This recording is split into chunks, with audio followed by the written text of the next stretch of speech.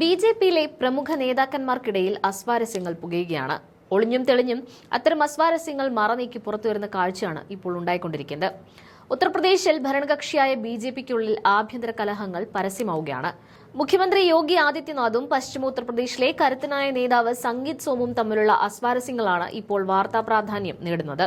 മീററ്റിൽ നടന്ന ഒരു ഔദ്യോഗിക പരിപാടിയിൽ മുഖ്യമന്ത്രി യോഗി ആദിത്യനാഥ് പരസ്യമായി അദ്ദേഹത്തെ നിയന്ത്രിക്കുന്ന ദൃശ്യങ്ങൾ ഇപ്പോൾ വ്യാപകമായി പ്രചരിക്കുന്നുണ്ട്. മുഖ്യമന്ത്രിയുടെ തൊട്ടടുത്ത് നിൽക്കാൻ ശ്രമിച്ച സംഗീത് സോമിനോട് പിന്നിലേക്ക് മാറി നിൽക്കാൻ മുഖ്യമന്ത്രി നിർദ്ദേശിക്കുകയും പകരം സംസ്ഥാന മന്ത്രിയായ ദിനേശ് ഘട്ടിക്കിനെ തന്റെ അടുത്തേക്ക് വിളിക്കുകയും ചെയ്യുന്നതാണ് ദൃശ്യങ്ങളിൽ ഉള്ളത്. സംഭവത്തിന് പിന്നാലെ സംഗീത് സോമും പോലീസും തമ്മിൽ വാഗ്വാദങ്ങൾ ഉണ്ടാവുകയും ചെയ്തു. വിവാദമായ ദൃശ്യങ്ങൾ ആദ്യമൊന്ന് കണ്ടുവരാം.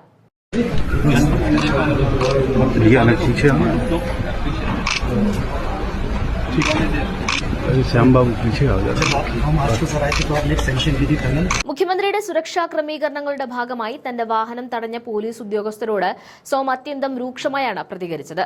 ഉദ്യോഗസ്ഥർക്ക് കൃത്യമായ ഡോസ് നൽകേണ്ടതുണ്ടെന്നും താൻ ആരെയും ഭയപ്പെടുന്നില്ലെന്നും സംഗീത് സോം പ്രതികരിച്ചു. മുഖ്യമന്ത്രിയുടെ സാന്നിധ്യത്തിൽ ഉണ്ടായ അവഗണനയ്ക്ക് പിന്നാലെ പോലീസ് കാണിച്ച കർക്കശ നിലപാട് സംഗീത് സോമിനെ കൂടുതൽ പ്രകോപിപ്പിക്കുകയാണ് ചെയ്തത്.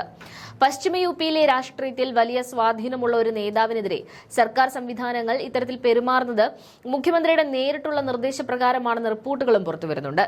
സംഗീത് സോമും മന്ത്രി ദിനേശ് ഘട്ടിക്കും തമ്മിലുള്ള ദീർഘകാലമായുള്ള രാഷ്ട്രീയ വൈരാഗ്യമാണ് ഈ സംഭവങ്ങൾക്ക് പിന്നിലെ പ്രധാന കാരണം.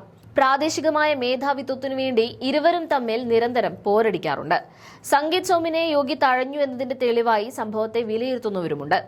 യോഗി ആദിത്യനാഥിന്റെ ഭരണശൈലിക്കെതിരെ പാർട്ടിക്കുള്ളിൽ തന്നെ വലിയ പ്രതിഷേധം ഉയരുന്നുണ്ടെന്നത് രഹസ്യമല്ല. പ്രത്യേകിച്ച് പഴയകാല നേതാക്കളെയും പ്രാദേശിക ശക്തികളെയും അദ്ദേഹം തഴയുന്നതിൽ പലർക്കും അതൃപ്തിയുണ്ട്.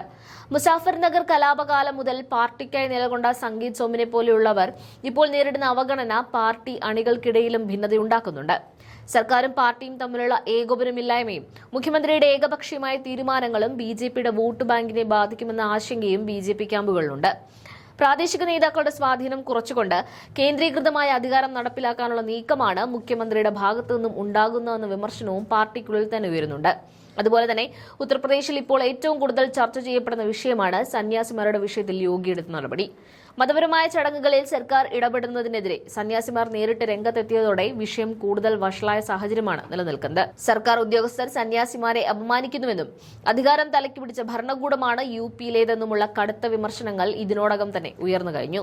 ഇത്തരത്തിൽ സന്യാസി സമൂഹവും സ്വന്തം പാർട്ടിയിലെ പ്രമുഖ നേതാക്കളും ഒരേ സമയം മുഖ്യമന്ത്രിക്കെതിരെ തിരിയുന്ന സാഹചര്യമാണ് നിലവിൽ ഉത്തർപ്രദേശിൽ കാണാൻ കഴിയുന്നത്.